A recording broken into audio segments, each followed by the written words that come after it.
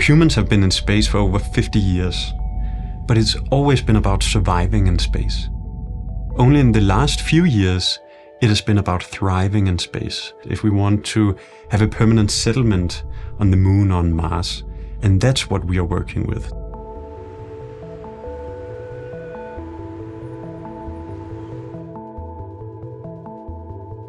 We try to make stimulating, healthy environments that might even be better than your home here on planet Earth, right? And that's a big challenge.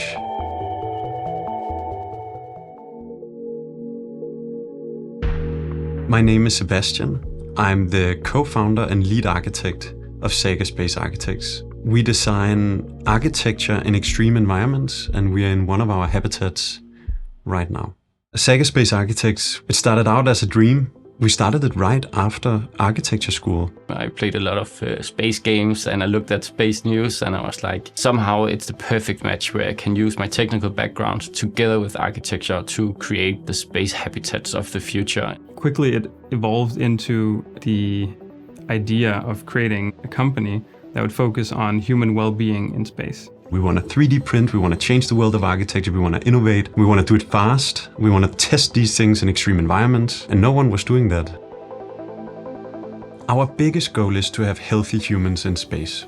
People that feel good, that are healthy, that are strong. And to do that, first of all, they need to sleep well. And humans right now in space, they sleep extremely poorly. We developed a circadian lighting system that simulates a sunrise, daylight, sunset and twilight, all within the habitat. And that stimulates the natural circadian rhythm in the humans, and they will sleep much better. We have that lighting on the International Space Station right now. It's orbiting Earth 16 times in 24 hours, and the astronauts are living with it in their sleeping cabin as we speak. And as you can see, we're now approaching night. It's turning more yellowish, slightly reddish and dimming by itself. I think one of the great experience we had was when the German astronaut Matthias Maurer visited it for the first time. He was like, I want to move in here right away. And I think that is the ultimate goal. We want to make them feel at home. To enable the future of habitats in outer space, several novel manufacturing methods will be used. But the most interesting one is 3D printing.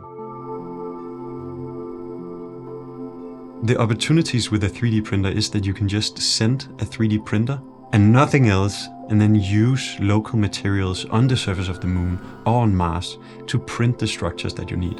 And then the astronauts move in and can live there. Whereas regular architecture, you have some constraints in one way, and for space architecture, you just have a completely new set of rules. But the game is sort of the same. You have to develop a project within those rules, and that is actually the fun part. We are very happy that we started switching to software like Fusion, because it's just a perfect tool for collaborating several people on like a complex geometry that has a lot of different requirements that need to be fulfilled. And sitting and designing where every single little bolt and wire and cable and device is going to be exactly, it can be quite complex to keep track of. We rely a lot on being able to do a full replica of the thing that we want to make into reality in the digital world first. We can also do the CAM programming for the CNC machines or generate toolpaths for the 3D printers. We can also do renderings. Then in some of the other software suites like Revit, for example, we can do all the documentation and drawings and working together with the municipality to make sure that we comply with all the regulations. So really here we have for the first time one family of software that allows us to go from 0 to 100 without changing. For me personally, one of the best parts of doing these kind of things is to see the thing you've worked on for months and years exist in real life and walk inside. And it looks just like it did in the digital version.